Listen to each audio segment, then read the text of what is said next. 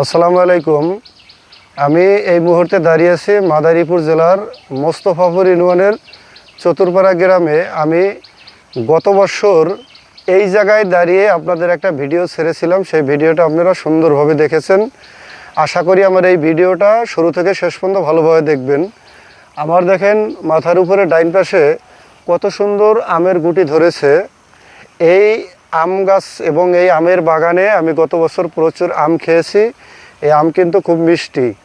আর এই আম বাগানের যে মালিক সে কিন্তু আজকে এখানে নাই। আমি আপনাদের হাইটে হাইটে দেখাবো। দেখেন, সে কিন্তু বর্তমানে ইটালি প্রবাসী। তার নাম হলো বাদল মুস্তাফিজ। সেই বাদল মুস্তাফিজ কিন্তু একসময় আমের প্রচুর পরিচর্যা করতো। আজকে তার কিন্তু আম বাগান ফাঁকা পড়ে আছে। এই যে দেখেন কত সুন্দর আম, যদি আপনাদের দেখাই ভাই। এই আম কিন্তু আমি গতবার ঢাকায় নিয়ে গিয়ে খাইছি, খুব মিষ্টি। তার কিন্তু ওই যে দেখেন ঘর পড়ে আছে, তার বাবা মা বেঁচে নাই, এ দুনিয়া থেকে চলে গেছে। দোয়া করি এই বাদল মুস্তাফিজের বাবা মাকে যেন আল্লাহ তাআলা জান্নাতুল ফেরদাউস নসিব করে। এই বাদলরা কিন্তু দুই ভাই। দেখেন আমার কাছে আসেন দুই ভাই। এক ভাই কিন্তু ছোট ভাই ইটালি প্রবাসী, আর বড় ভাই হলো পুলিশের চাকরি করে। তাই আজকে কিন্তু দুই ভাই কিন্তু দুই দিকে তার বাবা মা অনেক সুন্দর একটা বাড়ি, যেখানে প্রচুর জায়গা জমি, এবং আমার ডাইন পাশে দেখেন বাঁশঝাড়, কত সুন্দর বাঁশঝাড়। আজকে কিন্তু সেই বাদল মুস্তাফিজের বাবা মা কিন্তু এই সম্পদ কিছু নিয়ে যেতে পারে নাই। পারছে কোনটা? সে যে দুনিয়ায় বেঁচে থাকতে যে আমল আকলাক করেছে, আল্লাহ তাআলার ইবাদত করেছে, ওইটুই আজকে কিন্তু তার কবরে। তাই আমি আপনাদের এই ভিডিওটি তুলে ধরার কারণ হলো, আমরা যারা এই দুনিয়ায় বেঁচে আছি ভাই, আমরা কিন্তু শুধু এক একজনের মাথায় বাড়ি দিয়ে এক একজনকে ঠগিয়ে কিভাবে আমি ভালো থাকবো সেই চেষ্টাই করি ভাই।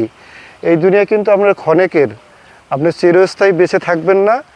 যদি চিরস্থায়ী বেঁচে থাকতেন আর এই সম্পদ কবরে নিয়ে যাইতে পারতেন, তাহলে আপনি একজনের ক্ষতি করতে পারতেন, একজনের মাথায় বাড়ি দিতে পারতেন। তা আপনি যেহেতু সম্পদ নিয়ে যেতে পারবেন না, ক্ষণেকের দুনিয়া আসছি আমরা যতদিন বেঁচে থাকবো 5 ওয়াক্ত নামাজ পড়বো।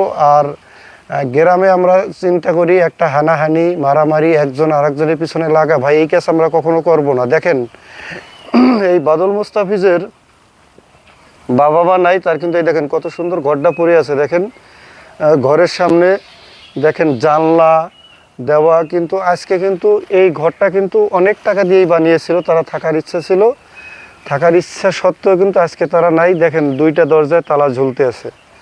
তাই আমি বলবো ভাই, সবাই আপনারা আমরা যারা আছি, আমি আছি, এই দুনিয়ায় যতদিন বেঁচে আছি চেষ্টা করবেন সময় মতো 5 ওয়াক্ত নামাজ পড়ার জন্য, আর মানুষকে উপকার করার জন্য। কারণ আপনি উপকার যদি করেন, আল্লাহ তাআলা আপনি দান সদকা করবেন, উপকার করবেন। আপনি যত ধরনের বিপদে পড়বেন, আপনি যদি কখনো দান সদকা করেন, ওই দান সদকার উসিলায় আল্লাহ তাআলা আপনাকে যে কোনো বড় ধরনের বিপদ থেকে মুক্ত করতে পারে। তাই আমি বলবো ভাই, আমার ভিডিওটি একটু লম্বা করতে আসি।